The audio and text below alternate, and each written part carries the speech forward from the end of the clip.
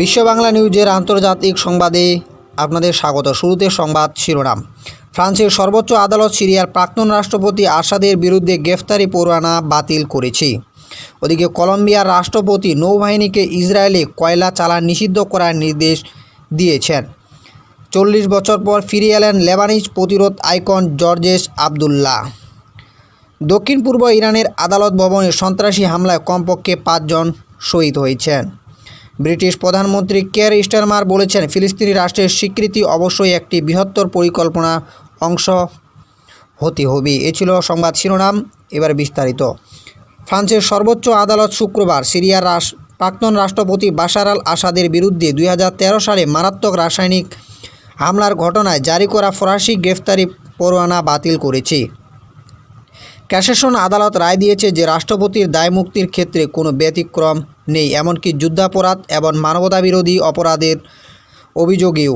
তবে এর প্রধান বিচারক ক্রিস্টোফ সোলাট আরও বলেছেন যে ডিসেম্বরে ইসলামপন্থী নেতৃত্বাধীন একটি গোষ্ঠী তাকে উৎখাত করার পর আসাদ তার রাষ্ট্রপতি ছিলেন না, তাই তার বিরুদ্ধে নতুন গ্রেফতারি পরোয়ানা জারি করা যেতে পারে বা করা যেতে পারে এবং এইভাবে মামলা তদন্ত চলতে পারে।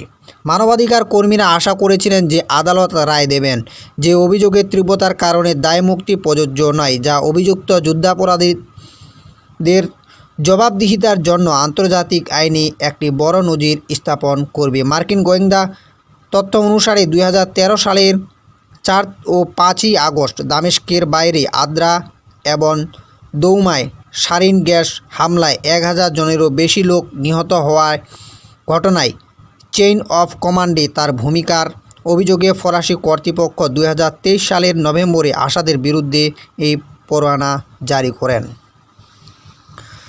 এদিকে শুক্রবার কলম্বিয়ার রাষ্ট্রপতি এক আদেশ অনুসারে ইসরায়েলে কয়লা পরিবহনকারী যে কোনো জাহাজ আটকাতে হবে, যিনি জোর দিয়ে বলেছেন যে তার জাতি গাজা উপত্যকায় গণহত্যায় অবদান রাখবে না।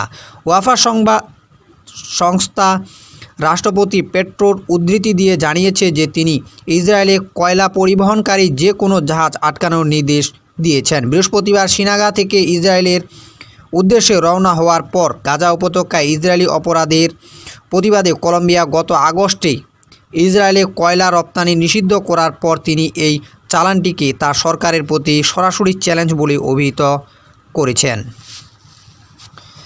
41 বছর পর ফরাসি কারাগারে থাকার পর লেবাননের বিপ্লবী ও কর্মী জর্জেস ইব্রাহিম আবদুল্লাহ অবশেষে মুক্তি পেয়েছেন।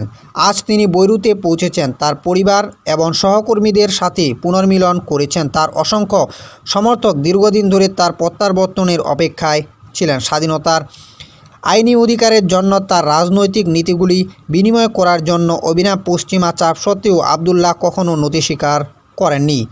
তিনি যে লক্ষ্যের জন্য দাঁড়িয়েছেন তা ত্যাগ করার পরিবর্তে তার জীবনের বেশিরভাগ সময় কারাগারে কাটানোর সিদ্ধান্ত নিয়েছিলেন। এদিকে মেহের নিউজ এজেন্সির মতে ইরানের প্রাথমিক প্রতিবেদন অনুসারে জাহেদানের আদালতকে লক্ষ্য করে সন্ত্রাসী হামলায় 5 জন শহীদ হন এবং আরও 13 জন আহত হন। এছাড়াও জাহেদান আদালতের হামলায় জড়িত 3 সন্ত্রাসী নিহত হন। মেহের নিউজ অনুসারে জাহেদান আদালতে হামলা শুরু হয় আক্রমণকারীদের সরাসরি আদালত ভবনে গুলি চালানো এবং এলাকার বেসামরিক নাগরিকদের উপর গুলি চালানোর মাধ্যমে। সন্ত্রাসী জয়েস আল আদল গোষ্ঠী এই হামলার দায় স্বীকার করেছে। এদিকে ব্রিটিশ প্রধানমন্ত্রী কেয়ার স্টারমার শুক্রবার বলেছেন যে যুক্তরাষ্ট্র কেবল আলোচনার মাধ্যমে শান্তি চুক্তির অংশ হিসেবে ফিলিস্তিনি রাষ্ট্রকে স্বীকৃতি দেবে।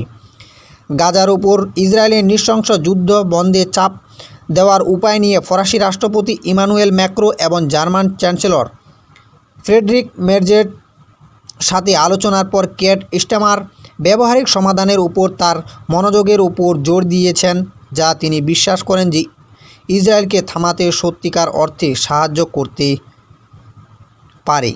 একটি ফিলিস্তিনি রাষ্ট্রের স্বীকৃতির সেই পদক্ষেপগুলির মধ্যে একটি হতে হবে। আমি এ বিষয়ে ব্যর্থ হইনি, তিনি বলেন, তবে এটি অবশ্যই একটি বৃহত্তর পরিকল্পনার অংশ হতে হবে, যার ফলে শেষ পর্যন্ত দ্বিরাষ্ট্রীয় সমাধান এবং ফিলিস্তিনি ও ইসরায়েলিদের জন্য স্থায়ী নিরাপত্তা নিশ্চিত হবে। একই দিনে 220 জনেরও বেশি সংসদ সদস্য হাউস অফ কমন্সের প্রায় 1/3 এবং বেশিরভাগই লেবার পার্টির স্টারমারকে একটি চিঠি পাঠিয়ে ফিলিস্তিন রাষ্ট্রকে স্বীকৃতি দেওয়ার আহ্বান জানিয়েছেন।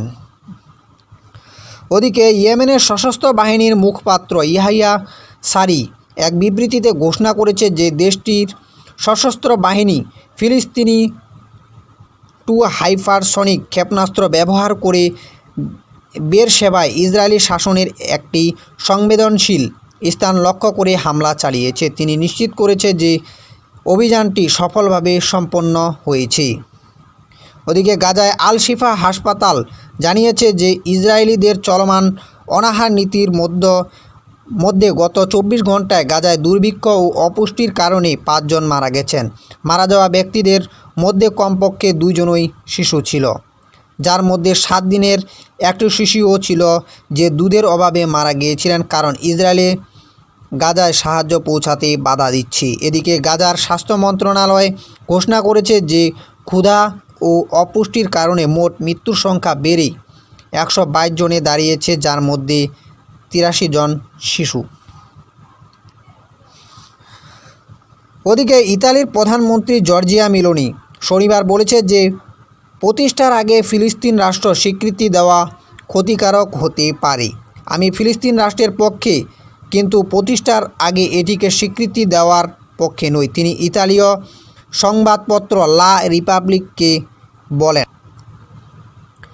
এ ছিল আজকের আন্তর্জাতিক সংবাদ। বন্ধুরা, সঙ্গে থাকার জন্য ধন্যবাদ।